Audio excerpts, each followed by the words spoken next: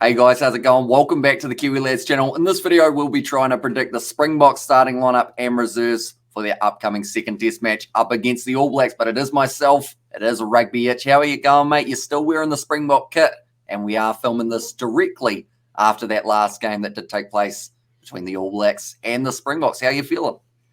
Yeah, all good. Of course, a good win for the Springboks. Very happy as a Boks fan. But yeah, I do think it'll be kind of a tight contest, I believe, for the next game because the All Blacks. I have a feeling that they could win that second test, so I'm really looking forward to it. And it should be, I'd have to say, quite a changed lineup compared to what we saw up against South Africa in that first test match. Although for South Africa, we are going to be doing their lineup in this video. We will start with the front row. Have you got any changes from what we saw? I do have one change, and that's really just because Malcolm Marx did start as hooker for his 50th test, I believe. So in replace of him, I have gone with Bongi Manami. But for the other two props with Trevor Indian Kanye as well as Frans Meerhomer, they have their places are still intact. So that's the front row I've gone with for the Springboks. Okay, so I have got Trevor Kanye at number one. Felt he played very well up against the All Blacks. Seemed to be dominating that scrum battle between him and Angus Tava on number three. Going over to the other side of the scrum, I have gone Frans Meerhomer. I've stuck with him.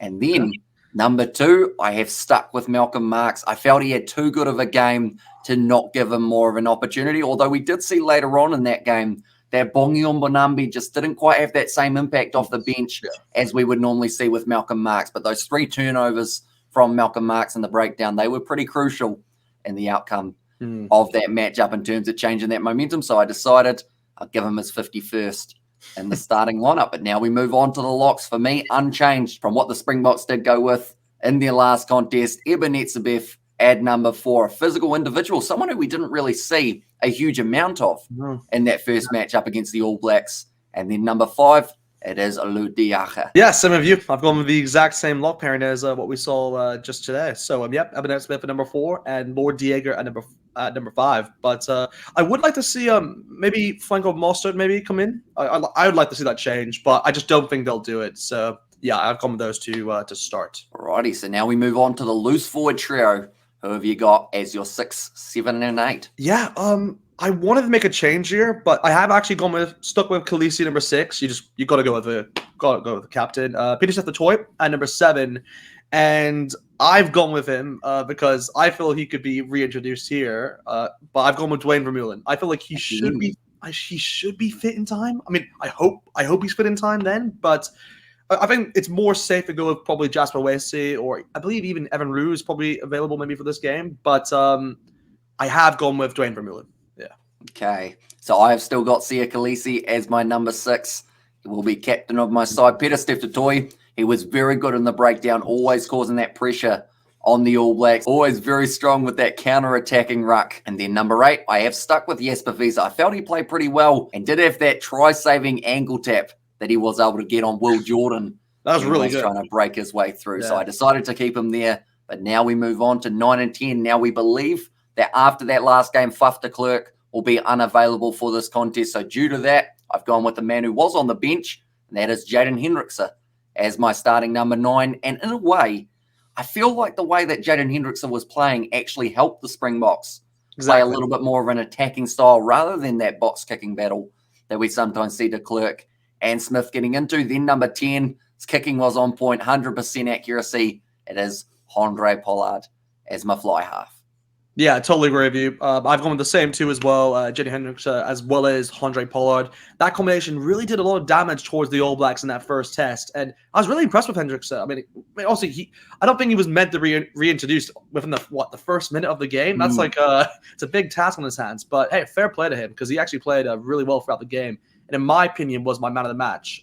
So yeah, hopefully you can kind of pull off a similar performance for the second test. Now, as long as he doesn't tackle in the same format. Yeah, exactly. That's what I'm saying. His tackling was a bit off. No, you're not Superman, Fuff. Don't go head first into Caleb Clark's knee.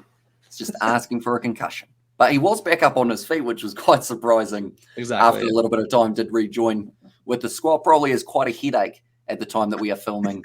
Yes, a bit of a headache indeed. As well. But now looking through at the backs, we will start with the centres. Who have you got as your inside and outside centres? I assume exactly the same.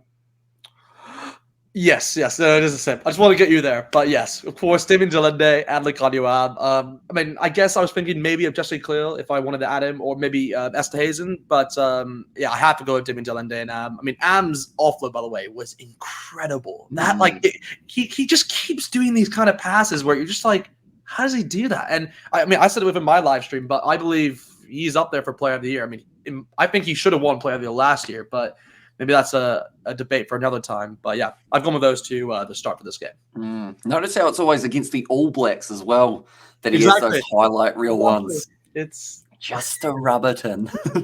But now, midfield combo, no difference for myself. Damien Delende at number 12 did do very nicely with that crash ball, running it hard at Bowden Barrett a majority of the time.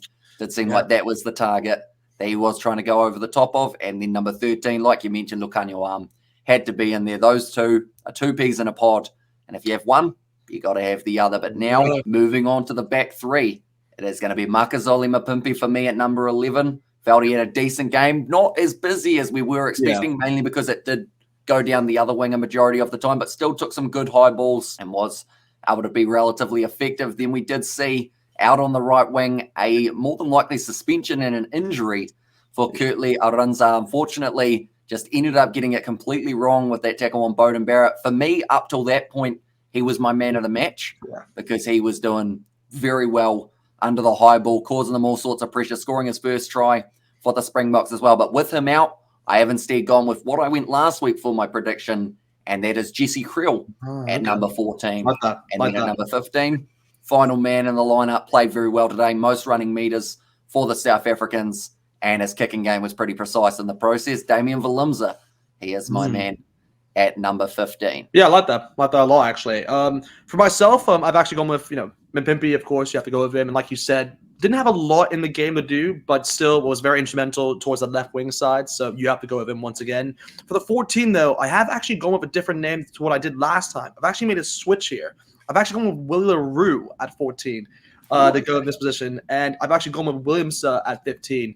I just felt LaRue, when he came on, he kind of just injected that energy. I know it was kind of towards the end of the game, and he got to try for his own. So I just thought he has to be included somewhere. So, yeah, that's why I've gone with the 11, 14, and 15 spots.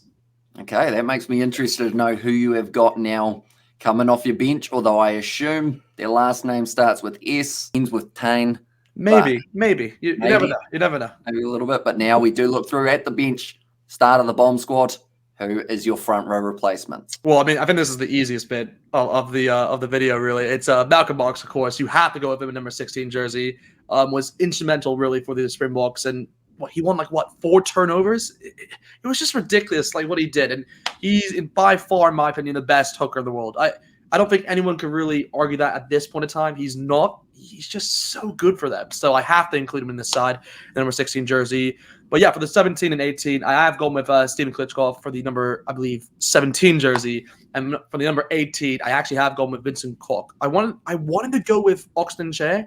I wanted to make a change there, but I just don't think they'll do it. So I have stuck with the usual Bond squad. Okay, so you mentioned how you cannot really have anyone else at number 16 other than Malcolm Marx. I've got Bongi Umbanumbi because Malcolm Marx was in my starting. I was like, what? I was like, wait, how does that work?